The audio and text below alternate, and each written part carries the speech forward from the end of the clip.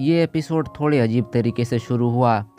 Book store में cinematic shot को देखकर ऐसा मालूम पड़ रहा था कि होरी और मियामुरा अपने बाकी दोस्तों से एक अलग ही दुनिया में रह रहे हैं। इसी वजह से बाकियों के बीच में थोड़ी सी अनइजीनेस है। ओपनिंग सीक्वेंस में नए सीन्स डाले गए हैं जिन्हें देखकर गैस किया जा सकता है कि इन बच्चों के बीच में दूरियां बढ़ने की जगह पर घटने वाली हैं। एपिसोड के पहले हाफ में होरी और मियामुरा को लगभग एक्सक्लूड कर दिया गया है।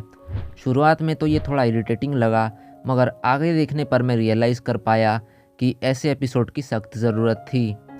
इशिकावा रास्ते में साकुरा से टकरा जाता है और उसका यूनिफॉर्म गंदा हो जाता है। गलती सुधारने के लिए इशिकावा भाग निकलता है अपने ट्रैक सूट को लाने। यहाँ पर साकुरा एक मच डिज़ायर्ड क्वेश्चन खड़ा करती है।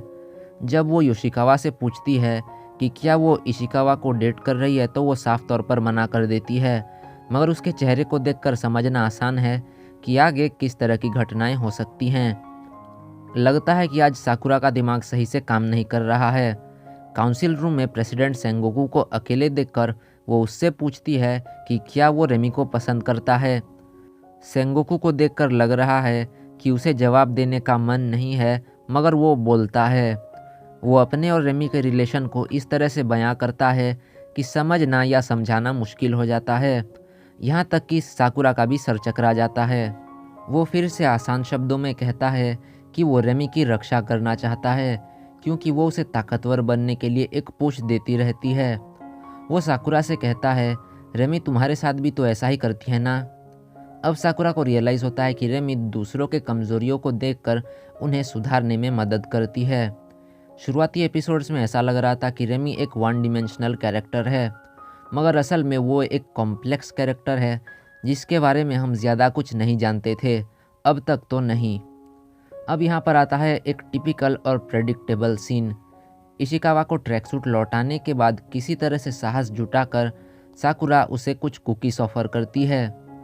भुक्कड़ इशिकावा को कुकीज़ काफ़ी पसंद आते हैं और बस हो गया, बताने को इतना ही था। अब बुक स्टोर में योशिकावा को जो किताब चाहिए थी वो किसी और को भी चाहिए। ज़रूरत होने के बावजूद योशिकावा किताब को दूसरी लड़की को लेने देती है। इस क्लिप को बहुत सोच समझकर इम्प्लीमेंट किया गया है।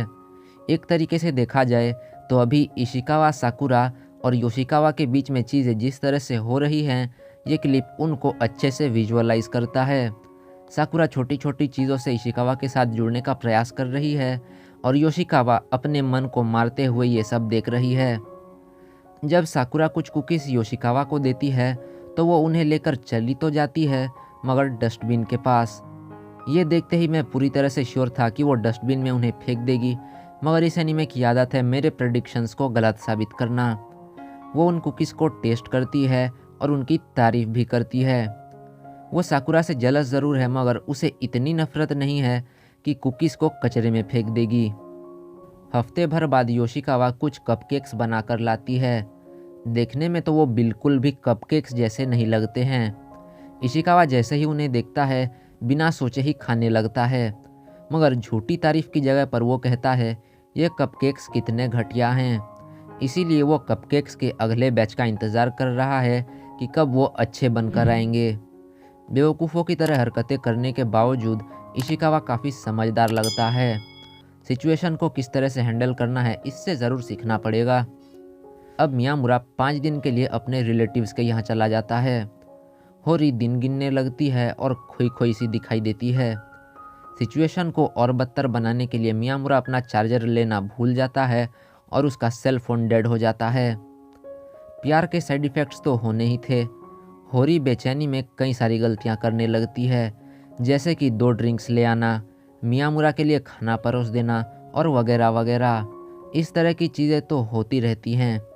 दिन गिनते हुए जैसे ही 5वां दिन ख़त्म होता है, होरी दौड़ते हुए मियामुरा के घर निकल जाती है।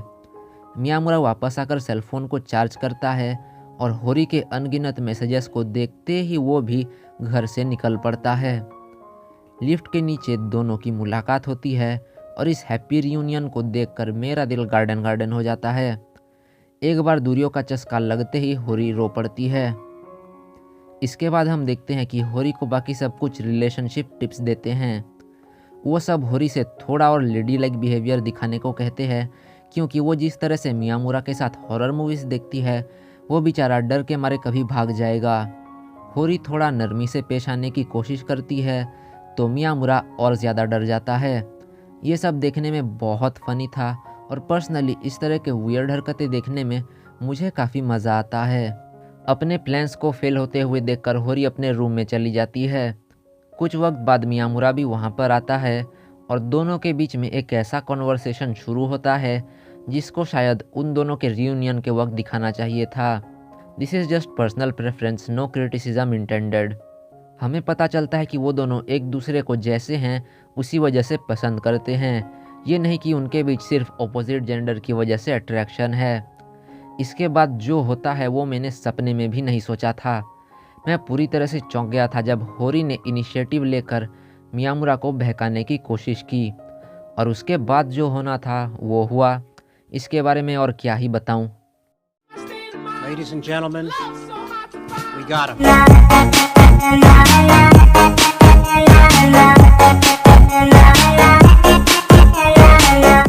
समझदार को इशारा ही काफ़ी है और जिन्होंने एपिसोड देख रखा है उन्हें तो सब कुछ पता होगा। एपिसोड को कंप्लीट करने के लिए एक और अच्छा सीन दिखाया जाता है। सोटा आकर मियामुरा से उसकी बहन को दूर नहीं ले जाने के लिए कहता है तो मियामुरा उसे अपनी मीठी मीठी बातों से इस तरह से बहलाता है कि अगर मैं उसके सामने होता तो मैं भी पिघल जाता। ये सब बाहर से सुनकर होरी कुछ ज़्यादा ही खुश हो जाती है। एक के बाद एक यूनिक और इंटरेस्टिंग इंसिडेंट से भरा हुआ ये एपिसोड टॉप नॉच था। स्टैंडर्ड रोम-कॉम पाथ से इस शो को डिविएट होते हुए देखने का मज़ा ही अलग है। सिर्फ एक एपिसोड में इतने सारे एलिमेंट्स को डालना और फ्लुएंसी बनाए रखना कोई आसान काम नहीं है। इतने अच्छे अडेप्टेशन के लिए स्टूडियो की जितनी तारीफ़ की जाए कम है। फ्यूचर एपिसोड्स के लिए एक्साइटमेंट बढ़ती ही जा रही है और मैं आशा करता हूँ कि आपको ये एक्सप्लेनेशन मिक्स्ड रिव्यू भी एक्साइटिंग लगा होगा। अगर मैं सही हूँ तो एक लाइक ठोक देना और मैं मिलता हूँ अगले एपिसोड में। Thanks for watching.